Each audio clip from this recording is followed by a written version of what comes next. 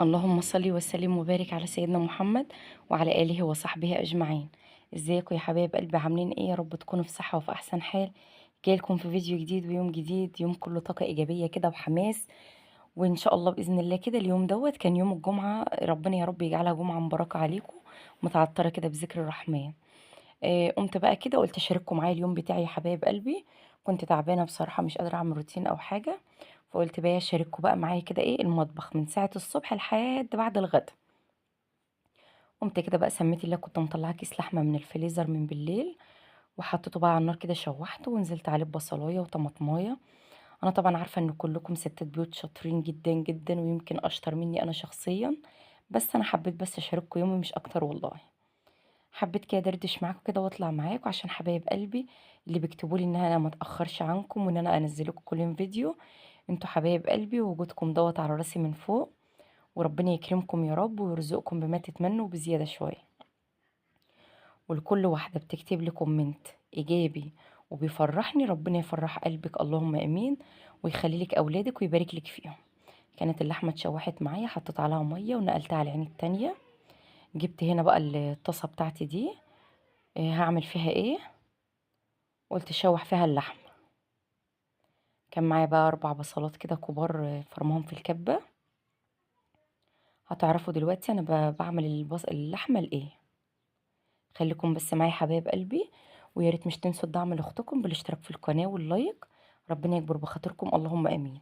انا بعد ما خلصت الفيديو ده كنت تعبانه بصراحه، بس انا لما لقيت بيتي مبهدل كده في بعضه ما قدرتش اقعد ولا ارتاح ولا انام. قلت لا، انا هقوم استعين بالله واصلي على النبي عليه الصلاه والسلام واشوف ورايا ايه. عملت لكم فيديو بعد ده جامد جدا، بس باذن الله لو عشنا وربنا احيانا انا بسجل معاكم الفيديو ده النهارده السبت، هينزل لكم النهارده السبت، هنزل لكم الفيديو التاني بكره بامر الله يوم الاحد ان شاء الله. حبيت بس كده ايه، اول ما اصحى من النوم ما اضغطش على نفسي، كفايه عليا وقفه المطبخ والحر اللي في المطبخ. انا ببقى احب لما اجي اولع على اكل او حاجه اخلي ايدي في البيت من بره كمان. بس بصراحه قمت كده من النوم، كنت نايمه متاخر، العيال مش كانوا راضيين يناموا ونمت معاهم متاخر، فجيت اصحى بقى دماغي مش مظبوطه.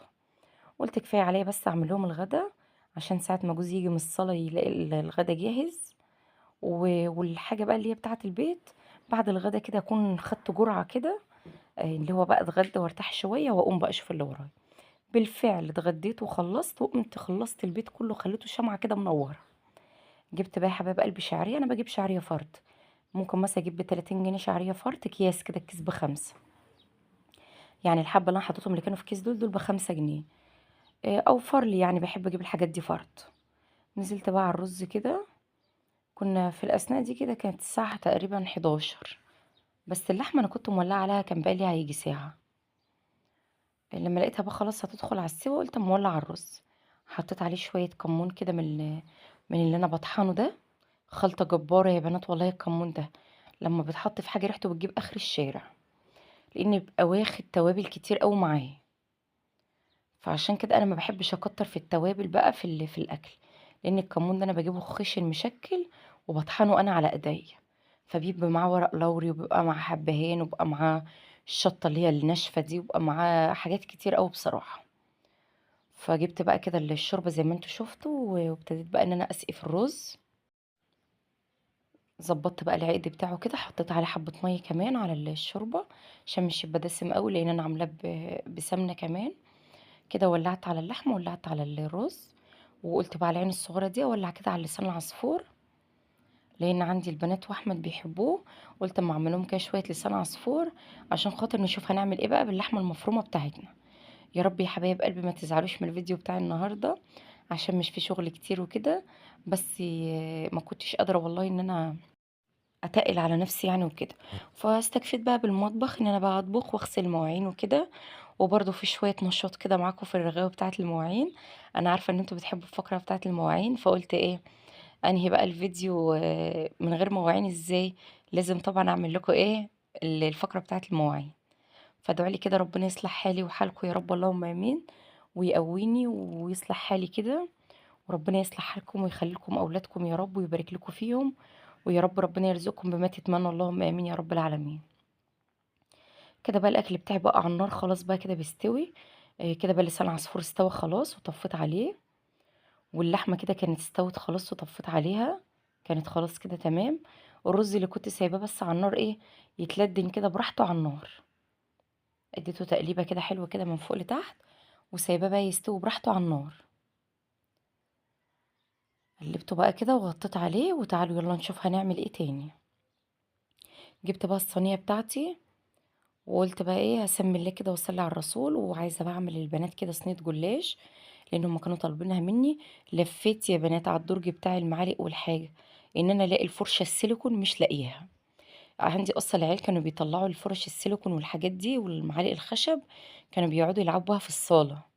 فانا لفيت على المعلقه السيليكون دي، الفرشه السيليكون، والله العظيم ما لاقيها، اتبخرت كده.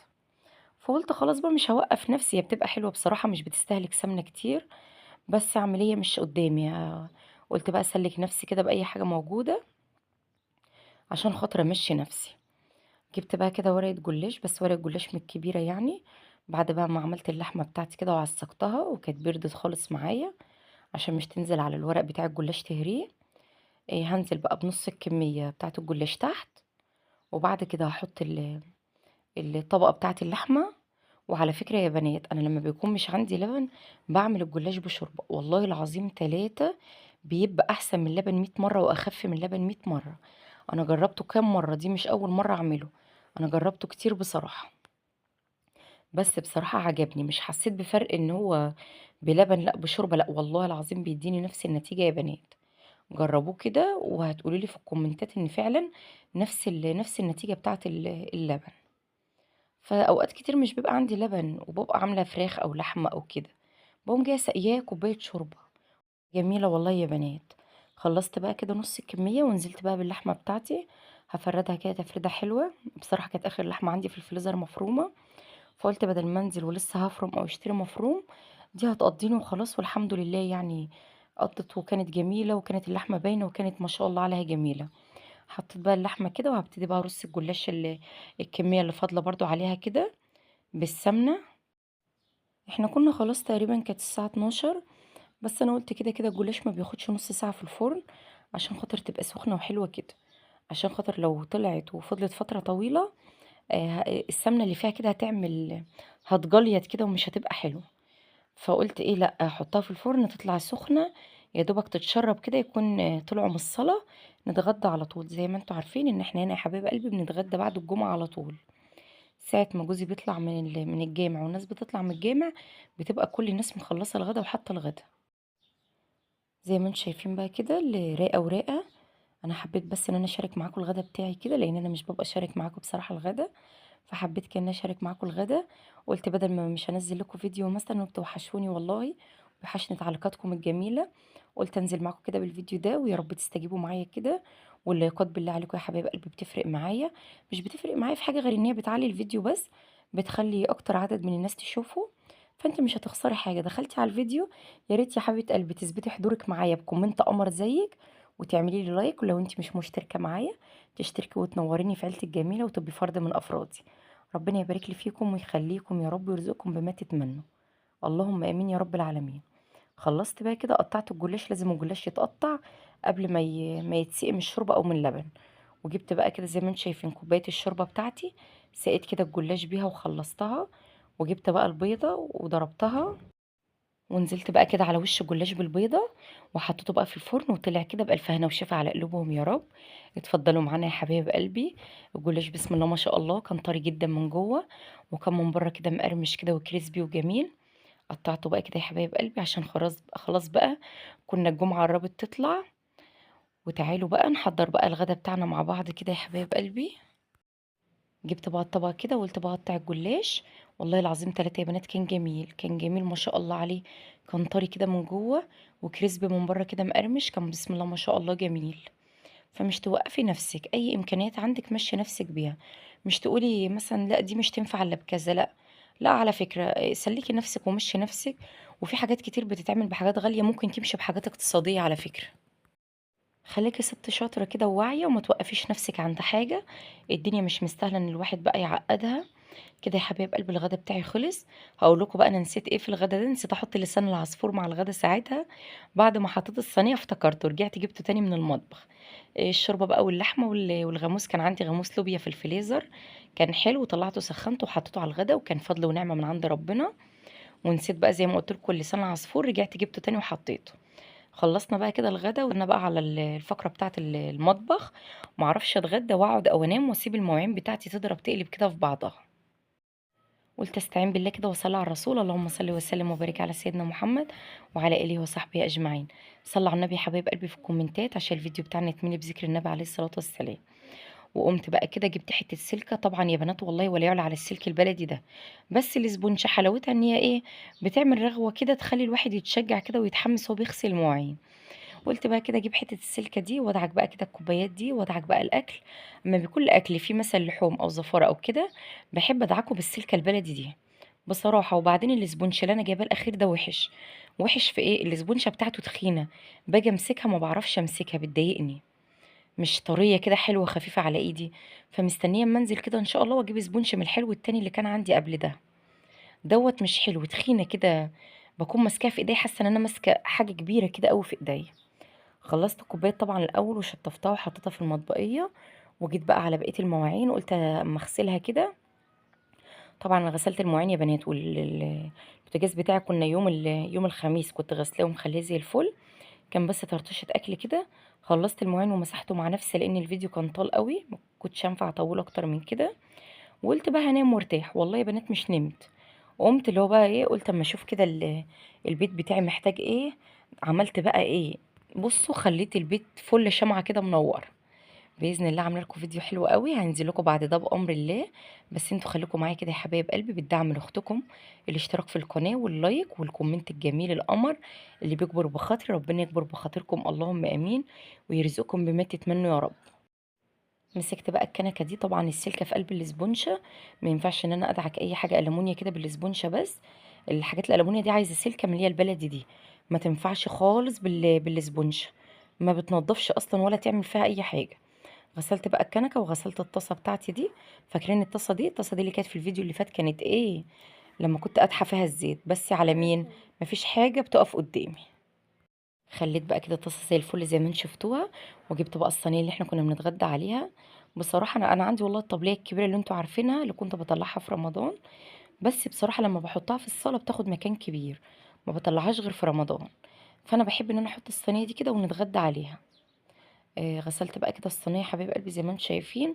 وهنمسك بقى الحوض والرخامه كده نخليها فل شمعه منوره. عشان خاطر الدنيا تبقى رايقه حوالينا كده. وطالما مطبخك نظيف، نص البيت كده عندك نظيف، لان المطبخ ده بصراحه نص البيت او اكتر كمان. طول ما مطبخي والحمام نضاف، انا بحس بطاقه ايجابيه. مطبخي والحمام مش نضاف، بحس ان انا مخنوقه ومتضايقه.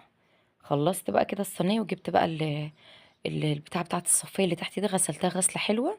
ومسكت بقى كده الرخامه. قلت بقى اغسلها غسله حلوه كده، اديله ادي بقى حبه رغوه من اللي يفتحوا النفس. بصراحة يا بنات ريحة النظافة جميلة. بجد ريحة النظافة جميلة، ربنا يديم عنا وعليكم الصحة يا رب. ولا يحوجناش لحد أبدا غير ليه يا رب، ما تحوجناش غير ليك يا رب. ولو كنا عملنا حاجة بقصد أو من غير قصد، تسامحنا عليها وتغفر لنا يا رب اللهم آمين. طلعت بقى المصفى كده حطيتها مكانها وحطيت بتاعة الورد مكانها. وقلت بقى كده بمسح الرخامة من الناحية دي. واخلصها بقى مسيح واغسل الحوض كده واخليه زي الفل. وبكده بقى يا حبايب قلبي يكون الفيديو بتاعي خلص، يا رب يكون عجبكم وانا رضاكم. مش تنسوني في اللايك الجميل من ايدكم الجميله، والكومنت القمر اللي زيكم، يا رب الفيديو يكون عجبكم. استنوني في فيديو جديد ويوم جديد، اسيبكم في رعايه الله. يلا يا حبايب قلبي مع الف سلامه.